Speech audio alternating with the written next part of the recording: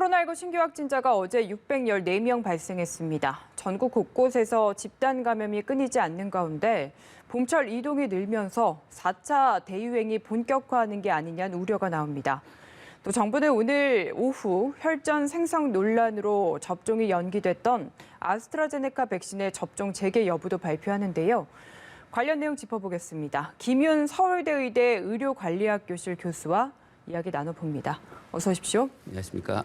네, 코로나 신규 확진자가 어제도 600명대를 기록을 했습니다. 주말에는 보통 검사 건수가 줄어들어서 확진자 수도 주는 경우가 많은데 그걸 감안하면 지금 그러니까 확산세가 계속되고 있다라는 생각이 드는데요. 예, 네, 확산세가 주말 고려했을 때 600명대가 나왔으니까 아마 지금 평일로 치면 600명대 후반이나 뭐 700명 가까운 숫자라고 이해를 해야 될 것 같습니다. 그래서 한 2달 반 가까이 300~400명대를 기록하다가 그게 이제 400명에서 500명대로 올라섰고 다시 이제 500명에서 600명대로 올라선 상황이라고 보이고 예. 다음 주에는 600~700명대를 갈 수도 있을 것 같습니다. 아, 그런 상황이고요. 정부에서도 좀 지금 상황을 심각하게 보고 있는 것 같아요. 4차 대유행의 총회 단계다라고 이야기를 하는데 네. 그래서 이제 3차 유행이 본격화됐던 지난해 12월과 비교해보면 초기라고 봐도 숫자 차이가 꽤 나지 않습니까? 네. 어느 정도로 추가 확산이 일어난다면은 어느 정도 규모까지 저희가 생각을 해야 될까요? 대개 그 대유행, 그러니까 급속한 확산이 이루어지기 전 단계에서 이전 여름 상황이나 지난 겨울 상황을 보면 한 2배 반쯤, 그러니까 그 2배로 늘어나는 게 2.5회 정도 늘어났습니다. 그래서 겨울 대유행을 기준으로 하면 대개 한 200명대였던 것이 1000명대까지 올라갔고요. 그러니까 예. 200명에서 400명, 400명에서 800명, 800명에서 이제 1000명대까지 가고 멈췄었는데요. 우리가 요번 3차 대유행이 끝난 다음에 베이스라인이 300~400명대라고 치면 아마 한 2000명대까지 올라가지 않을까 싶습니다. 굉장히 우려가 되는 상황이다라고 봐도 될 것 같은데 정부는 그럼에도 지금 현행 2단계 그리고 비수도권은 1.5단계 거리두기 단계를 유지하기로 했거든요. 네. 이 부분은 좀 어떻게 평가하시나요? 정부가 마땅히 쓸 수 있는 대책이 없기 때문이라고 생각을 하는데요. 그러니까 2.5단계로 올린다고 해도 이전처럼 이게 거리두기의 효과가 나기 좀 어려운 상황입니다. 그러니까 국민들이 이제 오래동안의 거리두기로 해서 좀 지쳐 있는 상태이기도 하고 현재 상당수의 감염, 물론 이전에도 그러긴 했지만 그 감염들이 그 사회적 거리두기의 통제를 받고 있는 바깥에서 나옵니다. 그러니까 최근에 방역 당국이 발표한 것을 보면 집단 감염의 한 절반 가까이가 사업장에서 나온다고 이야기를 하고 있거든요. 근데 그 사업장은 현재 사회적 거리두기에서 일반적인 방역 지침을 지키는 것 이외에 별다른 규제나 통제를 받고 있지 않습니다. 그러니까 거리두기 단계를 올려도 현재 집단 감염의 절반이 발생하는 사업장에 대해서는 사실 뾰족한 수가 없는 방역의 사각지대인 셈인 거죠. 예. 그런데 그런 상황에서 다중이용시설을 중심으로 한 규제를 강화하는 현재 거리두기를 올린다고 하는 게 효과적이지도 않고 공평하지도 않기 때문에 정부가 마땅히 쓸 어떤 수단, 카드가 없는 상황이어서 현재 상황을 그냥 유지한 것이라고 볼 수 있을 것 같습니다. 네, 그래서 말씀하신 대로 정부가 거리두기 단계를 높이는 대신에 선제 검사를 강화하는 쪽으로 좀 가는 것 같거든요. 네. 이런 정책들은 좀 역시 동의를 하시는 편인가요, 옳다고? 선제 검사는 효과가 전혀 없지는 않겠지만 드리는 노력에 비해서 큰 효과가 있을 것 같지는 않습니다. 왜냐하면 우리가 보통 무증상 감염자의 비율이 진단된 확진자의 한 5배쯤 될 거라고 생각하는데 그중에 이제 선제 검사를 통해서 찾아내는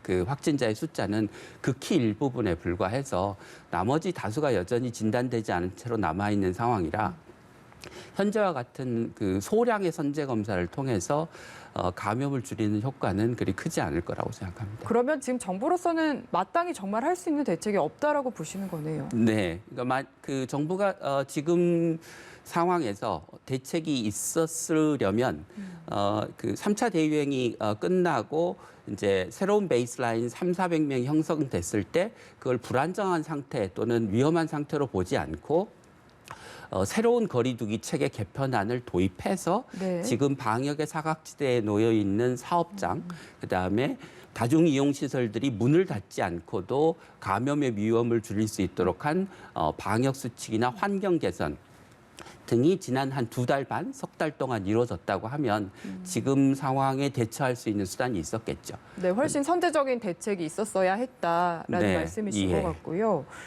그 거리두기 단계와 관련해서 내일부터 지금 수도권과 부산의 유흥시설은 문을 열 수 없도록 정부가 조치를 했습니다. 근데 워낙 말씀하신 대로 이런 방역 지침도 오래 이어져 왔고 네. 유흥업소에서 반발도 심한 상황이거든요.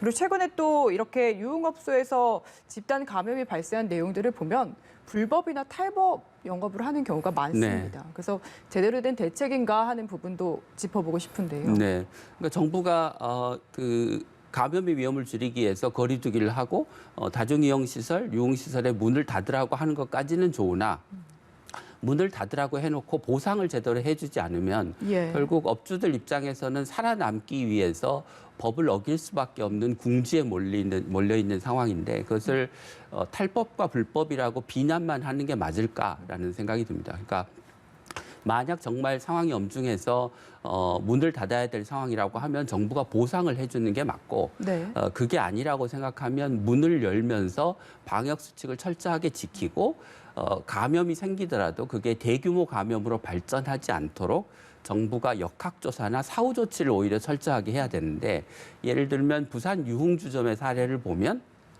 그게 불과 한 수십 명의 감염으로 막을 수 있었던 사례를 예. 정부가 철저하게 역학조사를 하고 접촉자 격리를 못하는 바람에 이게 수백 명대 감염으로 발전한 것으로 볼 수도 있는 거거든요. 예, 그러니까 정부가 자기 역할을 다하면서 국민들한테 자영업자들한테 지금 방역의 책임을 지우고 있느냐에 대한 냉정한 평가가 필요할 것 같습니다. 네, 지금 유흥업소 업주들 같은 경우엔 이게 방역 지침 자체가 뭔가 인원을 분산시키는 개념이다 보니까 차라리 네.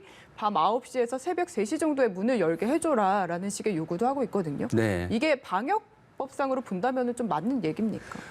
전혀 일리가 없는 얘기는 아니라고 생각합니다. 왜냐하면 소위 그 통금 시간, 영업 시간을 제한하는 것이 그 확진자 수를 줄이는데 효과적이냐에 대해서는 계속 논란이 있었고요. 예. 그다음에 그 9시나 10시로 영업 시간을 제한하면 그 시간대에 사람들이 몰리면서 그러니까 그 다중 이용 시설에도 몰리고 사람들이 10시니까 집에 가야 되니까 맞습니다. 몰리면서 네. 지하철, 버스, 거리에서 다 몰려 나와 있는 상황에서 이게 시간을 제한하는 효과와 사람들이 몰리는 효과가 서로 상쇄될 수 있어서 이게 어느 게 정확하게 감염의 효과를 줄이는지 알 수 없는 상황인데도 불구하고 정부가 뚜렷한 근거를 내놓지 않고 계속해서 시간을 제한하는 방식을 고수하는 것도 저는 역시 문제라고 생각합니다. 네.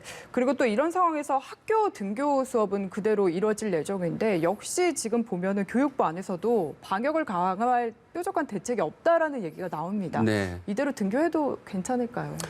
현재 그 학교에서 발생하는 그 감염 확진자의 숫자는 하루 평균 50명 미만인 상황이고요. 그럼 전체로 보면 10%도 채 안 되는 상황이고 대부분의 감염 사례가 외부에서 유입된 감염 사례지 학교 내에서 전파해서 학교 내에서 대규모 감염이 생긴 사례는 거의 보고되지 않고 있는 상황입니다. 그러니까 이게 학교는 방역을 잘 하고 있는데 외부에서 유입되는 거는 어쩔 수 없는 상황이라고 봐야 되고 네. 감염의 위험을 막는 것 못지않게 학생들이 학습권을 지키는 게 중요하기 때문에 학교에 등교 안 하면 학습 격차 생기고 학교에 못 간 아이들을 돌보기 위해서 이제 맞벌이 부부 같은 경우는 이제 사회 경제적인 어려움에 처하게 되는 보육 대책 거잖아요. 같은 게 없다고요. 네네. 그리고 전체 학교에서 지금 감염이 생긴 학교는 이제까지 한 1,000개 중에 3개 정도밖에 되지 않습니다. 그러니까 1,000개에서 3개가 생겼다고 997개의 학교가 문을 닫아야 되느냐? 그건 합리적인 판단은 아니라고 생각합니다. 네, 알겠습니다. 참 코로나가 길게 이어지면서 답답하다라고 느끼는 분들 많은데 요즘에 또 날씨가 좋지 않습니까? 네, 그래서 네. 도심 근교의 공원이나 한강변 이런 쪽으로 나가는 분들이 많은 것 같습니다. 네, 근데 네. 야외는 아무래도 실내보다는 뭔가 이런 예방 대책에 되게 완화되는 느낌이 있는 것 같아요. 네. 그래서 많이들 거리두기도 안 지키시고 하는데 이 부분 어떻게 보고 계십니까? 그러니까 야외는 실내보다 감염 위험이 현저하게 낮죠. 그건 맞습니다. 그렇지만 이제 마스크를 쓰지 않거나 거리두기를 지키지 않으면, 그러니까 가까이 있는데도 불구하고 감염된 사람하고 마스크를 쓰지 않은 채로 오랫동안 노출되어 있으면 감염될 가능성이 충분히 있다고 생각을 합니다. 그래서 야외에 계시는 게, 야외를 즐기시는 게 훨씬 더 좋은 일이긴 하지만 거리두기와 마스크를 쓰는 것은 꼭 지켜주시면 좋을 것 같습니다. 야외라 해도 마스크를 안 쓰면은 역시나 감염될 가능성이 네, 있다. 가능성이 있다. 예, 예, 알겠습니다. 그리고 많은 분들이 이 내용 참 관심 많으실 것 같습니다. 정부가 아스트라제네카 백신을 접종 재개할지 여부를 오후에 발표를 하는데 재개 쪽에 지금 무게가 많이 실려서 이야기가 되는 것 같아요. 네.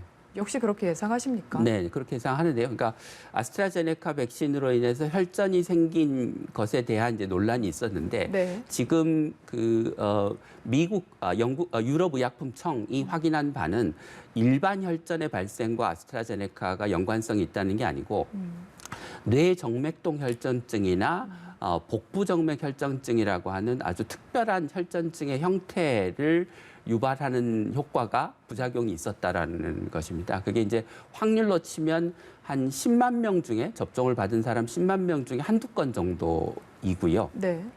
그 확률이 어느 정도냐면 그 비행기가 추락하는 정도의 확률입니다. 굉장히 낮다는 네, 말씀이시죠? 굉장히 낮습니다. 예. 그렇지만 이제 젊은 층의 경우는 특히 이제 젊은 여성층에서 이 혈전증이 더 많이 생기는데 이게 젊은 사람의 경우에는 감염에 잘 걸리지도 않고 걸렸다 하더라도 사망할 확률이 굉장히 낮기 때문에 백신을 맞아서 아주 드물지만 혈전증이 발견돼서 사망할 확률과 백신을 맞아서 코로나19 감염을 예방하고 사망을 예방하는 확률과 비교를 해보면 백신을 접종해서 생기는 그 위험이 더 클 수 있습니다.